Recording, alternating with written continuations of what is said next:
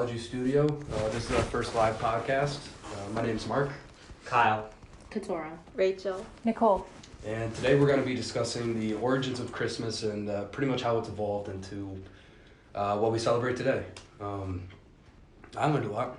Yeah. I did, for sure. So, how did it originate? Where does Christmas come from, do you think? So originally, the first recordings of like a Christmassy type of holiday actually originates all the way to ancient Egypt, where they, during the winter solstice, so around December 21st, they would celebrate the sun god Ra. And then this kind of translates into Yule, which the Celts and pagans celebrate. And again, this is about the winter solstice, so around December 21st. And basically, Yule is the celebration of the rebirth of the sun god, and because they realized that this was the darkest day of the year, and it's kind of like the rebirth of light. They're like the lengthening of light of the day, and they celebrated this in multiple different ways. But one thing that carries on throughout most celebrations of Yule is the Yule log or the Yule tree. And this is like kind of like the Christmas tree we see today. And it's usually ash, and they would douse it in apple cider. They put it on the altar, and then at the end of the celebration, they would set it on fire because they believe the smoke would cleanse the house. Kind of like burning sage. Yes.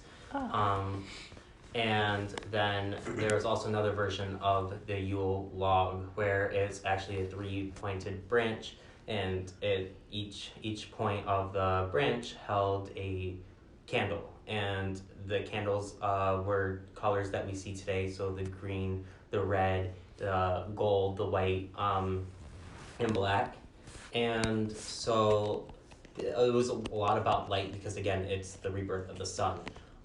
So they had lights. A lot of the times they would go in dark places and only have candles lighting. And then another thing that so again, this translates to like Christmas lights today, or like the menorah and stuff like that. And then finally, another thing that translates throughout is the wreath. So usually the wreath would be either on the table or hung up. And it was, like, to make a long story short, it was basically the wheel of the year as everything. Wow. It's interesting that you say that it started off as a pagan holiday. How did it switch into Christian? Because, Right. Like a lot of those symbols we still see like nowadays. Yeah. The wreath, the Christmas tree. Everybody is lighting candles. Mm-hmm. And, so back when the Holy Roman Empire was a thing, like around 300. Constantine came. He became the emperor, and he was actually the first baptized emperor. So he had a real strong Christian faith, and basically he wanted to bring Christianity into the world, but there was such a strong underlying of pagan tradition and beliefs all throughout the Holy Roman Empire that he knew he couldn't just get rid of it. So basically, he took a lot of these traditions, symbols, and beliefs, practices, and infused them with Christianity by basically placing them alongside Jesus' birth, because at that point nobody really knew when he was born. So he basically took all these traditions to boast Christianity, to make it look like it was Christianity's. Right. Wouldn't have caught on otherwise. Yeah, exactly. Because if you just tried to get rid of all those things, people would have gone up in arms. Yeah, absolutely. No one would have caught on to what it is now. Yeah, exactly. Yeah. Yeah, so, and from there it only, grew and grew, right? And spread, right? Yeah, so like it spread all throughout Europe, and like so the Netherlands, for instance, they had Sinterklaasavond, which is basically Saint Nicholas Eve, celebrated December 5th. Which was considered the eve of Saint Nicholas's birthday, and this was like the major gift giving. That's so day. funny. Yeah. That they recognize like the birthday of Saint Nicholas. Of Saint Nicholas. I've never heard that before. Right. Yeah. It's really interesting. And like that day, the 5th, was their major gift giving day. And then Sinterklaas lives in Madrid, and apparently they believe he arrives on a steamship with great fanfare. And he's accompanied by someone called Black Peter, and Black Peter is the one who goes down the chimneys to leave the gifts. Oh, instead of Santa Claus, it's Black Peter. So that was really interesting. Must have been smaller. Fit smaller. They also, in the Netherlands, celebrated midwinter hornblazen in rural eastern areas, and they would blow these handmade horns, which are about 3-4 feet long, carved from birch or elder saplings. And this was to announce Advent or the birth of Christ.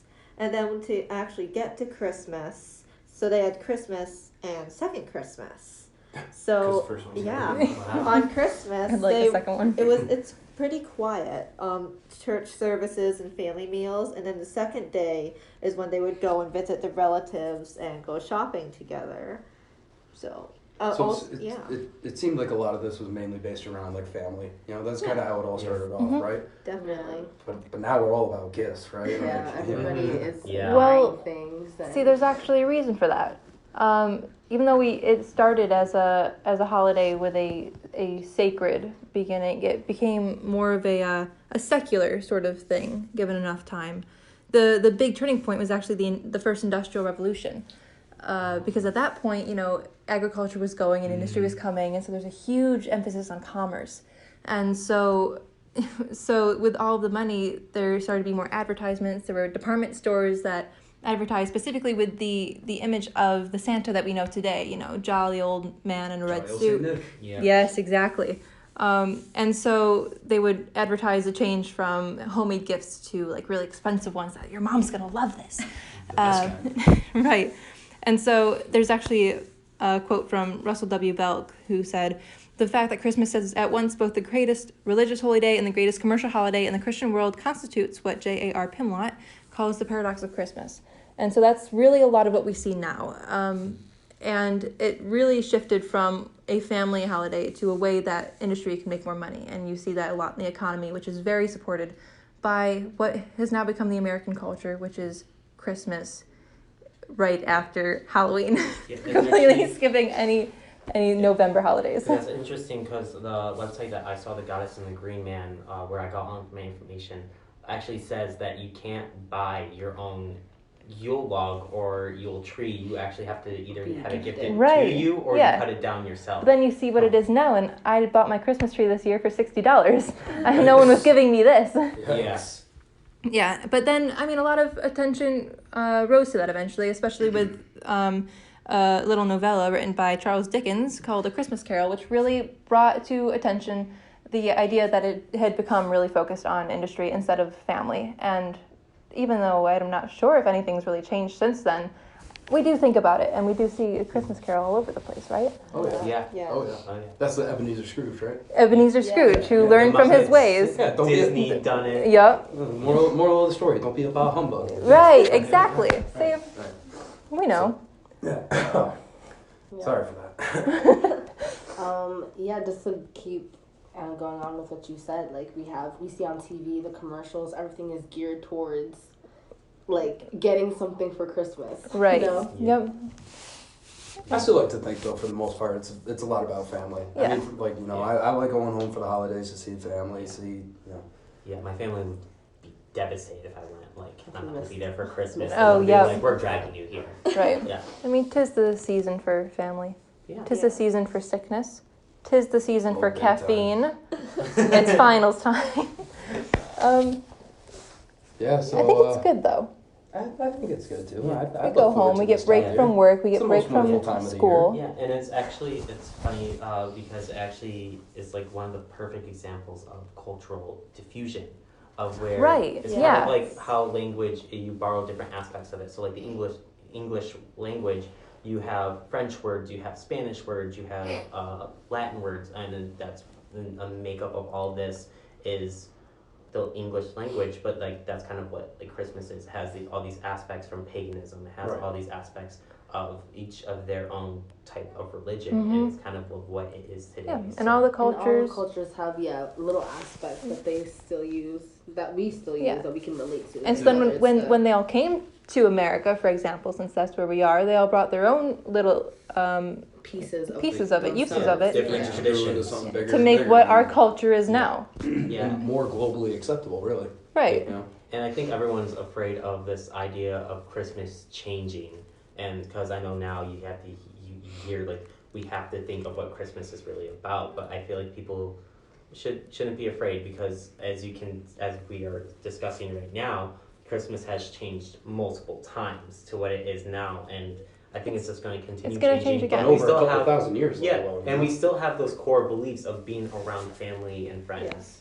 And But celebrating. it's definitely not going to change from being financially like. No. Oh no, we're there. We're There's there. always gonna. Yeah. We need Christmas just like Christmas needs us. But I Yeah. think we're still gonna have the core beliefs of being with family We need and Right. Christmas more than being with Christmas. friends. Yeah. Home for the holidays. Yep. And I think that's And ain't that what that's a Christmas good is all place about? to leave off. We want everyone to be home for the holidays, and Make I know it from all home. of us, we'd like to wish you guys a Merry Christmas. And, yeah. Merry And Christmas. Happy New Year! I couldn't remember what came next. Yeah.